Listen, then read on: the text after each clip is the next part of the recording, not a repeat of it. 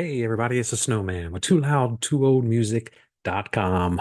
Welcome back to Retro Rock Reviews, and this time we're gonna jump and try to do four albums from the 90s. So we're not as retro as we were when we first started, but we have moved up to give us something a little different.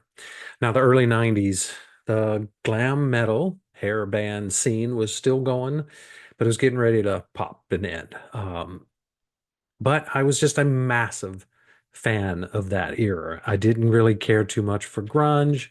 Um, Still don't today. I mean, there's still some bands I really like. You can't not like Soundgarden, um, Alice in Chains. I like Pearl Jam, but I never got into Nirvana. So when they came and wiped out my hairband era music, I was very disappointed. So, but before that, we still had some good bands coming out around that time. And in October 1991, we got their second album, Danger Danger, and this one's called Screw It.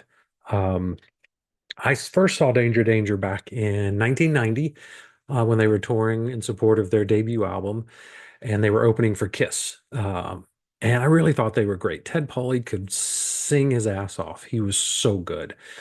So I liked what I heard, so I went out and bought the debut. And then in October 91, when the new one came out, I bought it as well. And it really was a step up from the first album. It was a lot more polished.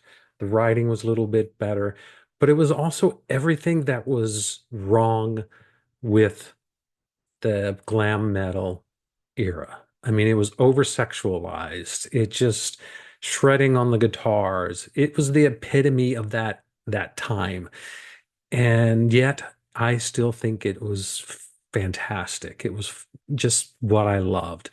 Of course, this kind of music would not fly today because of its over sexualized nature and demeaning nature towards women. I mean, let's be honest, these songs were sex, drugs, and rock and roll.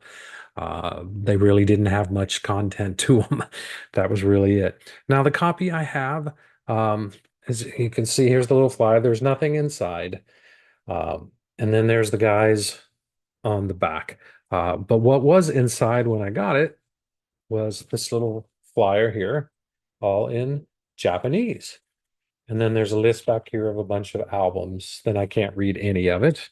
Um, and then there is the Obi strip, which I have because, like I said, it's a Japanese pressing, um, fairly recent repressing of it. And there's the single disc in there and the band. And I like most Japanese, we do get a bunch of bonus tracks. And we're going to go through those since we're going to just review this whole album. The band at the time was Ted Poley on vocals. And for that era, he's one of my favorite singers from that. Just this high, smooth, melodic vocal. Just so talented. You had guitarist Andy Timmons, just an underrated guitarist. You had Kasey Smith on keyboards, Bruno Ravel on bass, and Steve West on drums. Just a killer lineup. Can't say anything bad about any of them. But they were definitely a true hair metal band. I mean, I hate to use that term, but I mean, look at all the hair. They had lots of it.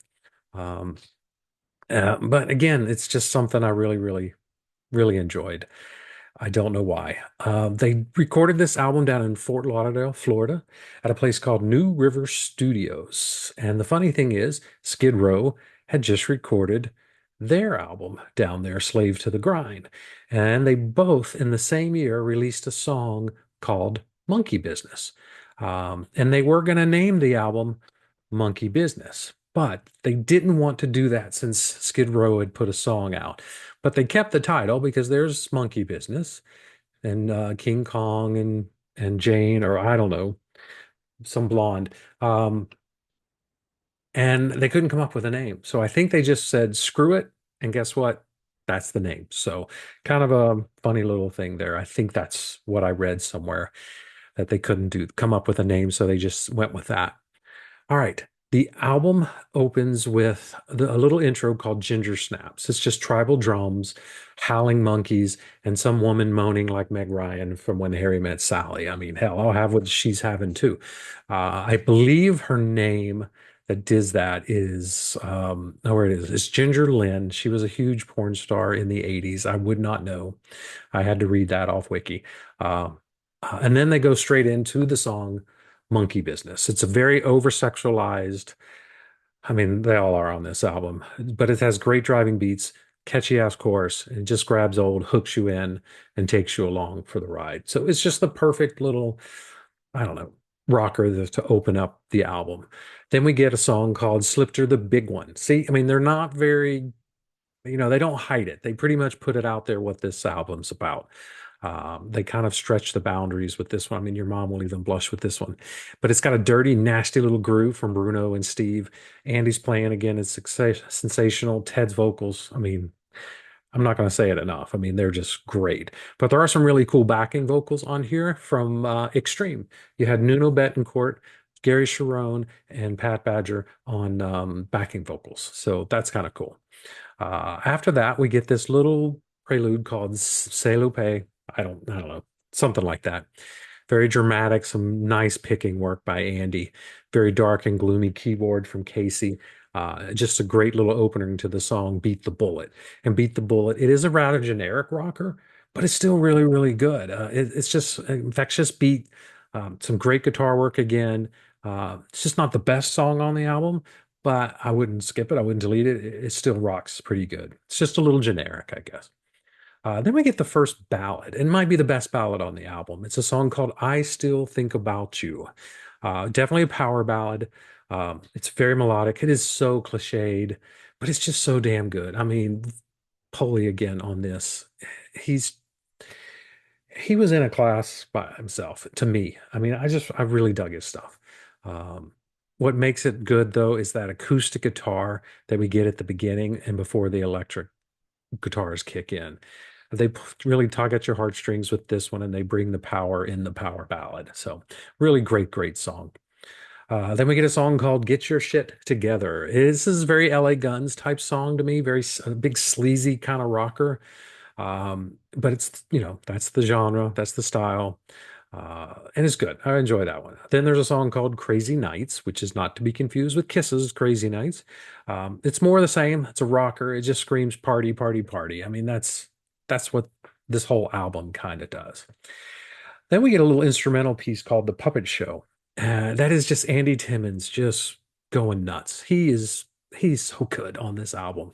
His plan is really great. He's just underrated. He didn't get enough exposure, I think, as a shredder. It's just fantastic.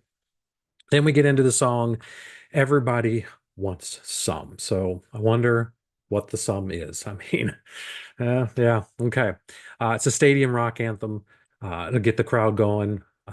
Everyone will sing along. It's just a fun, fun song. I mean, what can you say? All right, then we get to another one of the best songs on the album. It's called Don't Blame It on Love. Very Bon Jovi-esque, very glam era. Um, but they turn it up a little notch. It's catchy, catchy as hell, and very contagious. I mean, it's about as contagious as any sexual disease you're going to get from listening to this album because it's that sexualized. So have some antibiotics ready. Then the band slows it all down with a song called Coming Home. It's more cheese. It's not as good as the first ballad, a little more generic, but again, it's not bad. I enjoy it. I enjoy everything on this album. I can't really help it. Ted Poley is just, I mean, the man can sing. What else do you need to say? Then you're going to love the title on this one. It's Horny S.O.B. Yes, yeah. All right. I mean, what else do I want to say? It's a kind of a speed metal type song. It's really fast. It's kind of a blast. It's just you even have talk box in it because thanks to Bon Jovi, you have to have a talk box. It's just over the top. And again, this whole album is just fun. That's all it is. It's just fun. So get over the sexualized lyrics and just enjoy it for what it is. If you didn't think two ballads was enough, they're going to throw in a third one called Find Your Way Back Home. And man, it brings the feels. Ted's vocals are very emotive on this one. It's just going to draw you in and yeah, it's just good. You'll love it. Just what the doctor ordered. Now, this one is only available on the Japanese edition. Well, since that's the edition I have, we're going to talk through that one. It is a banger, a fast-paced rocker. Very typical of the genre, nothing overly special, but it's just cool. I like it. I mean, I can see why it was left off the album, but as a bonus track on a Japanese edition, man, it's perfect for that kind of thing. Then you get a song called "Yeah, You Want It." Wonder what the one it. Okay, it's Danger Danger going a little. I won't say hip hop, but it is. The band's just having a blast. The Extreme Boys are back in the vocals. They help contribute to some of the raps. You just, I mean, you just laugh and you smile at it. It's just fun. That's all it is. Same with the next song, D.F.N.S. It's another throwaway track. I mean, they just throw it on there, but it's just the band drunk saying, "Get your shit together." And, you know, again, fun. Fun is the topic of this album. It's all this album is meant to be. It's just a party album. They do throw two live tracks on here. The first live track, it's from their EP Down and Dirty Live from 1989. And the first song is Groove or Die. And it is an Andy Timmons shred fest. Love it. It is great. So glad they threw that on there. I mean, you can get it on the EP, but heck, I can listen to it here too. The other one is a live song of Boys Will Be Boys, which is off the debut. Has some more great Ted vocals. And Ted live at this time sounds just like the albums. He was that good. Um, just solid track. And that's all the songs you get. You get a bunch on this album. And again, it is what is wrong with this era at the time, the glam scene, the hair band scene, whatever you want to call it. This is the why it had a downfall. But again, they went out and they had a good time with this. I mean, Steel Panther probably got their idea of doing what they're doing based off an album like this. I mean, it's just, I don't know. I, it's totally mindless. It's just fun. It needs to be taken for that. If you want something just to throw on and have a good time with while you're in the car, crank it up, this is kind of the album for you. I would have given this a five, I think, not too long ago. But yeah, like I said, there's a couple songs that just aren't as good as all the others. So, but it's a 4.5 easy. Um, I just think these guys really had a couple great albums. Um, they had more albums after this, but without Ted on vocals. They had my buddy Paul Lane. He's not really my buddy. I've just interviewed him, and he's just a cool guy. Um, but he took over the lead vocals after this album. But this, as far as Ted's goes, my favorite. So yeah, check it out if you want to. Just again, mindless fun. That's all this album is. Don't take it for anything else. So hope you enjoyed that. Please click like, hit subscribe, leave a comment, and next week we're going to come with another type of album from this time frame, and hopefully you'll like that one. We'll see you next week on Retro Rock Reviews. See you later.